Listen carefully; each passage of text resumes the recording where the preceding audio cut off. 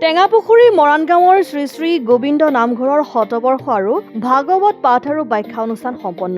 ভাগৱত ভ্ৰমণত শ শ ভকত বৈষ্ণৱৰ অংশগ্ৰহণ। চৰাইদেউ জিলাৰ টেঙাপুখুৰী মৰাণ গাঁৱত 1910 চনতে স্থাপন কৰা শ্ৰী শ্ৰী গোবিন্দ নামঘৰে 100টা বৰ্ষ অতিক্ৰম কৰিলে। এই উদ্দেশ্যৰে শতবৰ্ষ উদযাপন কৰাৰ লগতে ভাগৱত পাঠ ব্যাখ্যা অনুষ্ঠানৰ আয়োজন কৰা হয়। পুৱা 100খনকৈ ধৰ্মধ্বজা উত্তোলনেৰে শুভাৰম্ভ কৰা অনুষ্ঠানটিৰ লগত সংগতি ৰাখি ভাগৱত শোভাযাত্ৰা উলিওৱা হয়। আন গাঁৱৰ লগতে স্থানীয় গাঁৱৰ ভকত বৈষ্ণৱৰ অংশগ্ৰহণেৰে ভাগৱত ভ্ৰমণত হৰিনামেৰে মুখৰিত হৈ পৰে গাঁৱৰ পৰিৱেশ। দেওবাৰে সামৰণি পৰা অনুষ্ঠান ভাগিত ব্যাখ্যাকাৰক হিচাপে উপস্থিত থাকে ব্যাখ্যাকাৰীক উজ্জ্বল সৌকাধৰা। সন্ধিয়া দিহানাম পৰিৱেশন কৰা হয়। বিপিন হাজৰিকা, গংগাধৰ বৰুৱাই আঠধৰা দিহানামৰ অনুষ্ঠানটিৰ উদ্বোধন কৰে অধ্যাপক ডক্টৰ জিতু শইকীয়াই। অনুষ্ঠানত মন্ত্ৰী যোগেন মহনো উপস্থিত থাকে। কেইবাগৰাকী বিশিষ্ট ব্যক্তি উপস্থিত থকা অনুষ্ঠানটিত শ্ৰী শ্ৰী আউনীআটী সত্ৰৰ অভয়পুৰ চহৰৰ ৰাজমেধি পুতুল বৰা গায়নে অংশগ্ৰহণ কৰে।